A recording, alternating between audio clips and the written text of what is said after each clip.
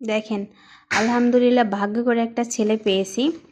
মাশাআল্লাহ ও অনেক গুছানো, ছোটবেলা থেকেই বোঝা যায় ও কিন্তু অনেক গুছানো।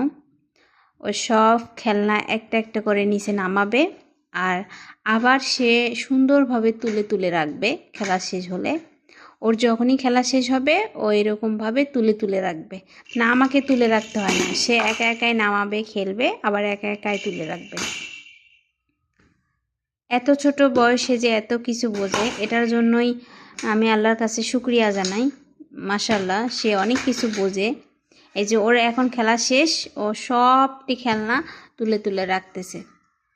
সবাই মাশাআল্লাহ বলে যাবেন, আর আমার আব্বাটার জন্য একটু বেশি বেশি করে দোয়া করবেন। আব্বা,